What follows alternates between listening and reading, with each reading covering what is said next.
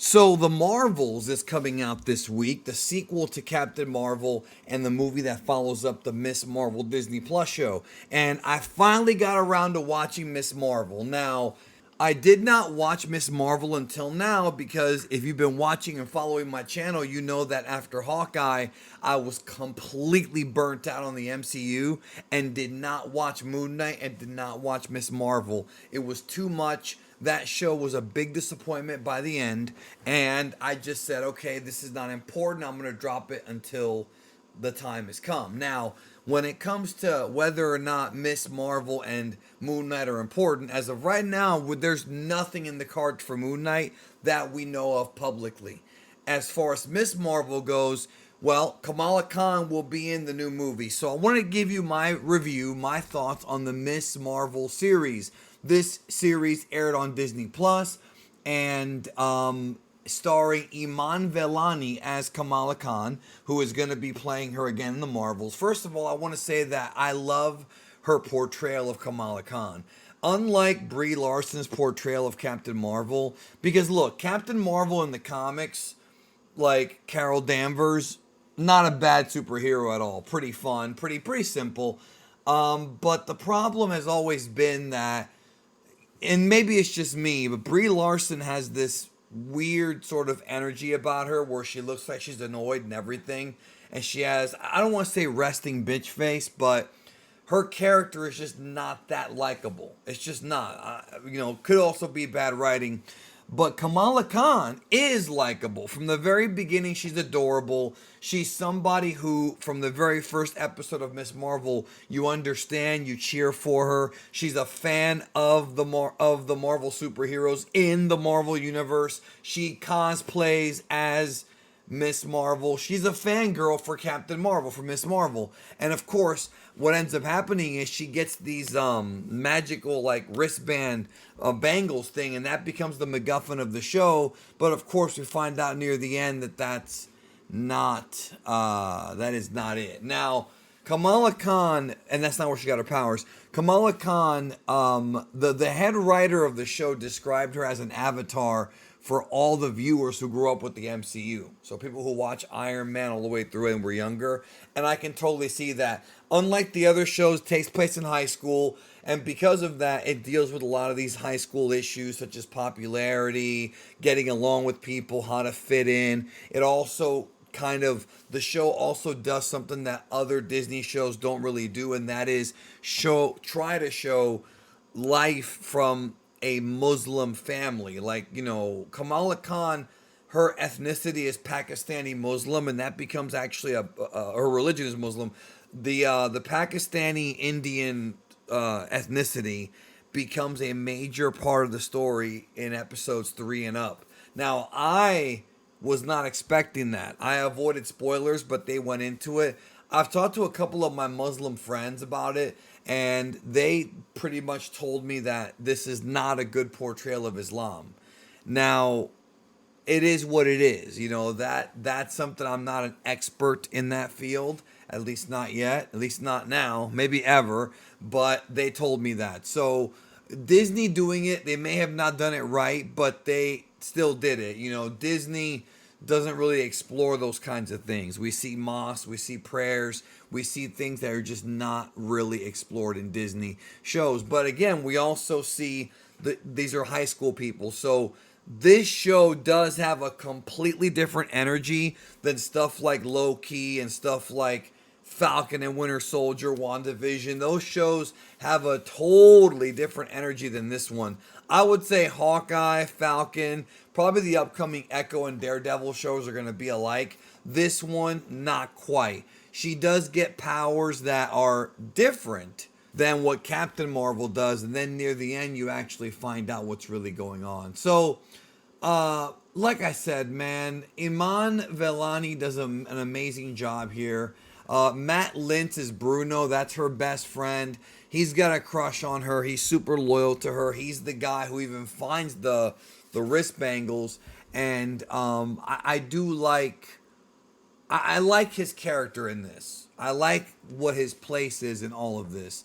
But of course, he's not the only quote unquote love interest in the show. There's another one that appears, the popular guy. You know, a lot of this show is very cliche. It's like every 90s show put together.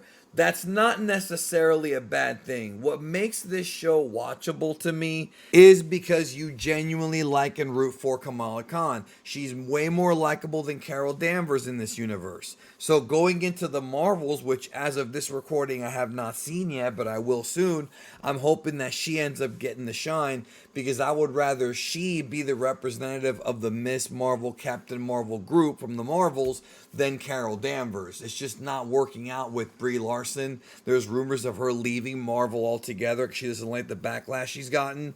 I mean, it is what it is. Most of the backlash is from things that she said outside of Marvel.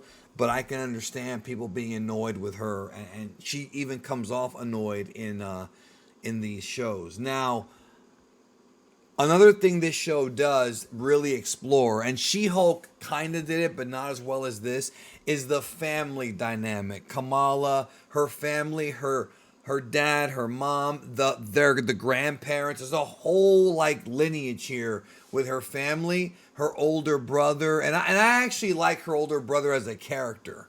I actually really like what he brings to the table and what they wrote for him. Unlike Captain Marvel, that whole story in the movies, not in the comics, the Miss Marvel Disney Plus show is an effective coming of age story. She's probably the youngest superhero they've got. It used to be Spider-Man, but I would probably say it's her now because Tom Holland, well, Peter Parker, played by Tom Holland, has gotten older. So Kamala Khan is the youngest, and it is refreshing. Like the show, and maybe I wouldn't have felt this way when it first aired. See, a lot of opinions when it comes to this, to reviewing stuff, sometimes has to do with where you're at in life. You understand what I'm saying? And that's something people have to take into account. If you are going through a hardship and you watch a movie that is inspirational to you, even if the movie's not that good, that right there might touch you more, and thus you might enjoy the movie more. Another example would be if you're going through, a breakup and you watch a breakup movie, so maybe had I seen this show when it first came out in 2021, I'd feel different about it. Or was it 2022? I think it was 2022, not 2021, 2022. But yeah, June 2022. I just looked it up. But now that I'm watching it, I feel like after taking a break, the show, I enjoy it. It's not a show that I would ever go back and watch. That's the thing. This is not like Loki season 1 or even like WandaVision or even Falcon and Winter Soldier, which you can go back and watch. I mean, I think the big show, like the real show you can go back and watch from Marvel is Daredevil. That's probably the most watchable show they've ever put out, right? The original Daredevil, right? This show, not really. It's not one that I care that much about reliving. I don't know what they're going to do with the character. I doubt they're going to do another season. I feel like they're graduating Kamala Khan into being a movie character. And with the rumors about where they're going with the Young Avengers in the future, they might bring the show back, but it feels like they're going to focus more on the Young Avengers down the road. And of course, from what we understand, the Marvels show, or the Marvels movie, takes place right after this one. Also, another thing I want to talk about here is the directing of Miss Marvel and some of the creativity behind the art.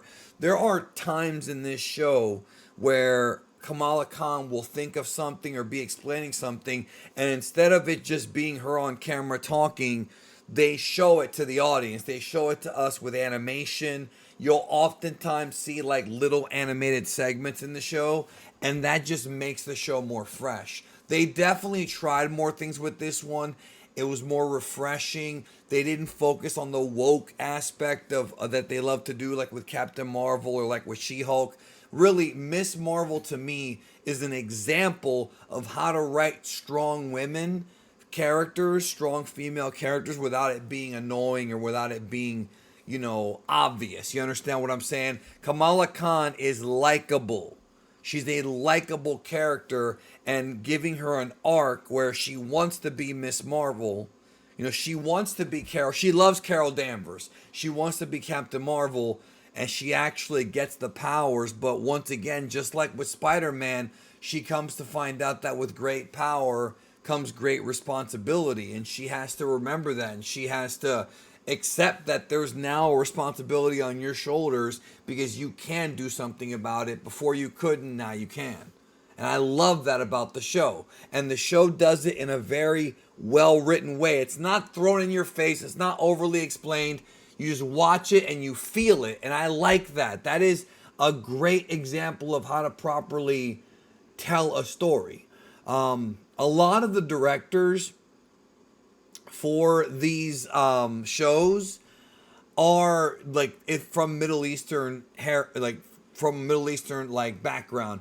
Adil and Bilal, Mira Menon, like there's a lot of people who worked on this who are actually from the Middle East or from India or have the bloodline is from there. So they tried to make it, at least from a geographical perspective, they tried to make it accurate and give us maybe a little sneak peek into the world of being a Middle Eastern person and the whole backstory there with Kamala and her grandparents. And again, the story with like, you know, her family and how her family has to accept that she is now Miss Marvel.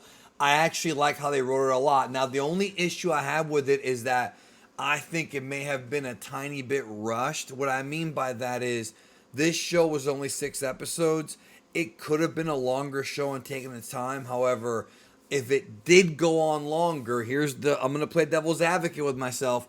If it did go on longer, they probably wouldn't have been able to execute it as well because you would have had bad episodes in there that could have turned people off. So I actually think ultimately that despite its shortcomings, it was probably the right thing to do. But again, this is not a show that I'm going to really go back to watch because I don't have that kind of time, and it was kind of a simple story. Unlike Loki, where you're trying to unravel puzzles and stuff like that, here it's a very simple coming of age story, and it works. Honestly, I like this show. I did like the show. Didn't love it, but I did like it. Don't regret watching it. So I don't know if The Marvels is going to be good or not, but Miss Marvel at least comes off super likable and also comes off like somebody who you want to see more of as opposed to the Captain Marvel in the MCU. So those are my thoughts on Miss Marvel. I will go see the movie this week, The Marvels, and come back with that review very soon. Subscribe if you're new, take care, and I'll see you this week for more videos.